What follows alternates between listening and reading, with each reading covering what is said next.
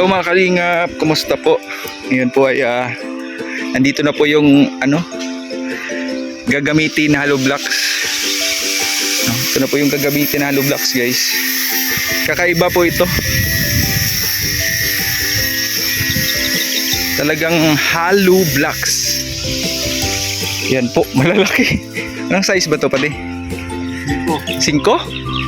Sobra. Sabi guys, oh. Ito yung hinahakot namin ngayon.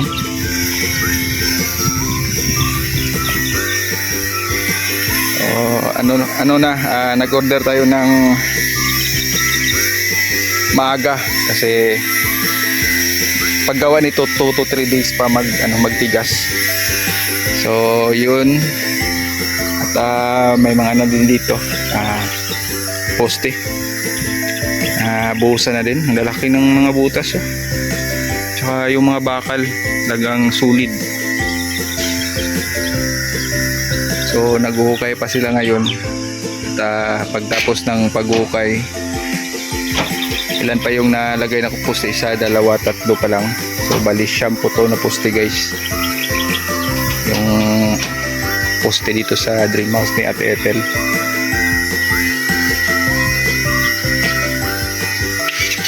So ayan, no, kakaiba yung yung hollow blocks ni Ate Ethel. Malaki. First time ko din nakakita ng ganito. Ang pabahay na ganito. May malalaking hollow blocks ang ginagamit.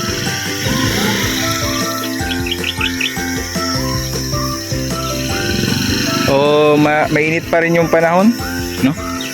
Mainit, no? Tumuloy yung bagyo, guys. Hindi tumuloy kasi nagpausok.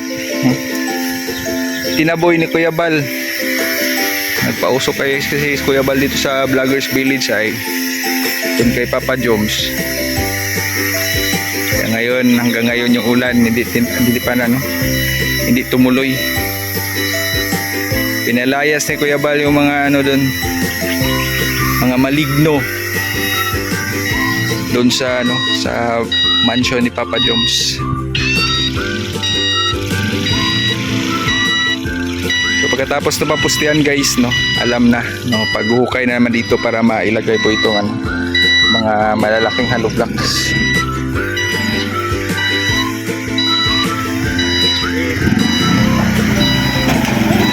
Op! Umalog, baka mabiyak. Atras.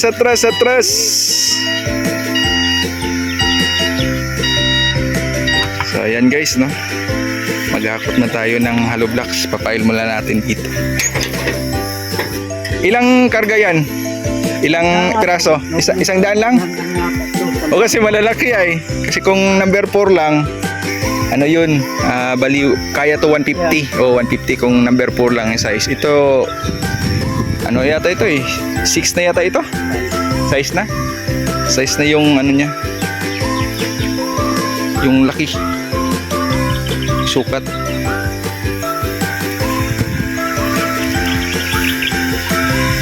So ayan, basta po namin na ma-file yung 100 hollow blocks. Ang dami na 100 hollow blocks pa lang ito. Nalaki kasi ay.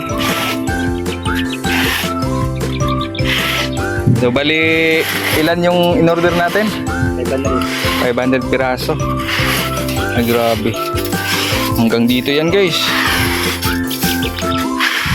Malawak.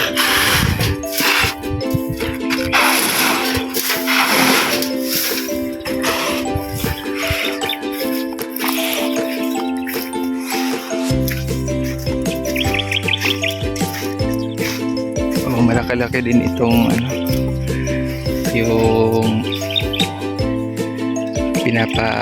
pinapagawa. Ganito talaga yung structural house. Ito yung simula. Talagang matrabaho. Lalo na ngayon, sobrang init.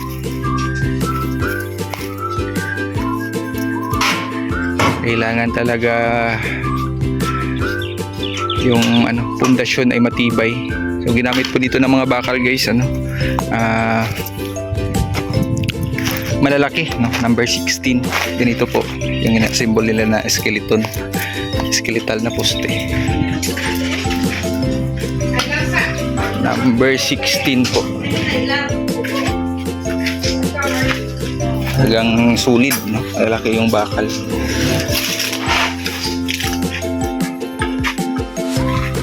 Tapos pagtapos yun magbuhos, mailagay na lahat ng mga skeletal na mga poste.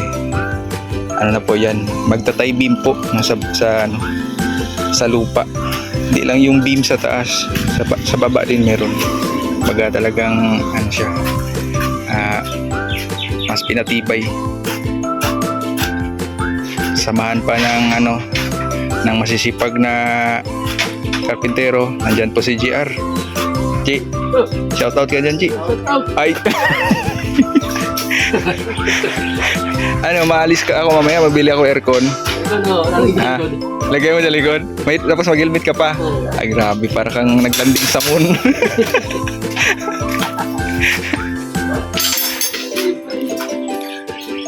Sila pala yung gumawa, gumawa dito sa ating dream house. Sila pa rin yung gumawa dito.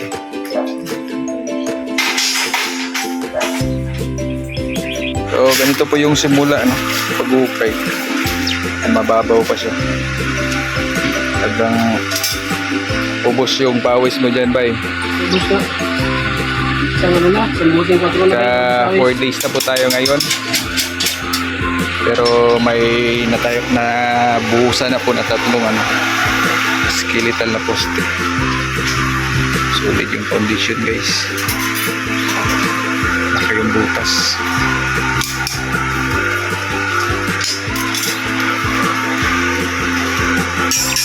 For days, no? Dalawa lang po yung naghuhukay dyan. Pero inuhukay na yung pang-8 tsaka pang-7.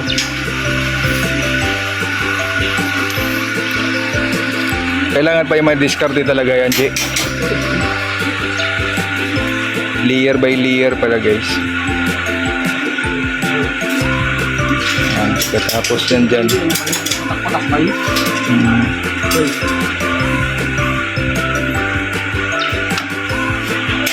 Parang madali lang tignan pero 4 na araw na po siya nag-ukay dyan. Ano bang sukat niyan? 120 by 120? Yung lalim? 120. Lahat 120.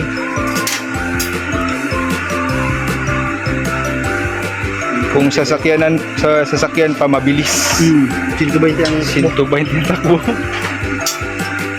120 lang pero ba pero 120 patakbo, no? Oo.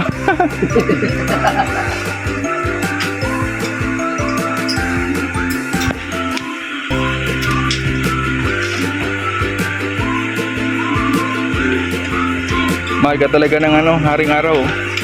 Hindi ka pinainitan ay, hindi siya Yun lang ba eh. Amarga pala ng mga clouds kasi tinatakpan yung araw. Ulan ng hilo. Uulan ng hilo. Mamaya nalagay ng sako. Hindi, kailangan mo nang uminom ng juice. Uminom ng juice. Juice? May malamig na hilo. Yan. Malapit na magmerienda guys. Ito yung paborito ko dito ay. Ito yung paborito ko dito ay merienda.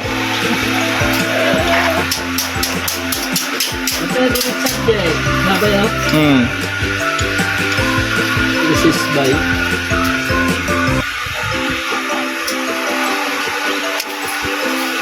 ano po ito dito, yung sa likod, sagad-sagad na po yan. Sa likod, tsaka dun sa gilid. Yan po yung sagad. Para malaki pa po yung space dito guys. Ito na po yung yung kabuuhan. Hanggang dyan, dito sa sa gitna pa pala yan, magasintada sa gitna. Uy, Uy, may may bisita. sasakyan. Bisita bay. May sundo. May dalang ano. May dalang kawit. Ay, Nakainuba.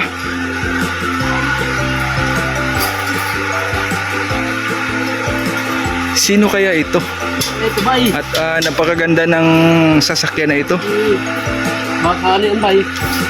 Sigurado ako may nagmaminiho yan. Hindi man siguro yan di remote. Ay, may nagmamaniho niyan. Sino itong nagmamaniho na ito? Jareno. Bay. Sana lalabas. Pause ka na.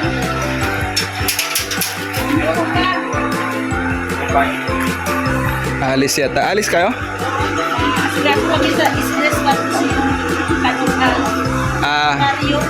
Yan. No? Mabilis lang sana yan, no? Para makapag may ano na tayo. Kuryente. Pag gusto na tayo sa ilaw pag-install. Kahit para gusto mo muna tayo sa sasama. Oo. Kasi kailangan talaga yan ay. Sa kana. Pwede.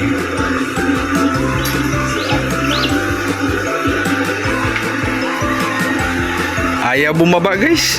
Ayaw magpakilala. Hayaan na lang natin. Na? Aircon kasi yun, bawal mainitan. Nakagluta yun. Anong gluta yun kay ano sa velvet? Velvet yan yung ginagamit niya? Sensitive ang balat. Nakagluta na yun. Ay, ayan. Ade. Ang ayos yung gluta na ginagamit mo, no? Talagang nakakakinis ng balat. Yung sa velvet yun? Yung gluta na ginagamit mo? Sa velvet ba yun? Oo. May ano na ngayon ay. May gluta. Meron din ako kaso ini-inject. In-inject? Iba yun. Mismo mag-inject. Iba pa yung iniinom. Iba pa. Iba pa yun. Ano naman yun? Yung origin. Pag gusto mo ng safe, isang insert tapos isang inog. Ay, grabe. Me, Papasukin mo at bawal mainitan niya. pati. Dito ka pati. Baka Kamatulog ka. matulbo ka eh.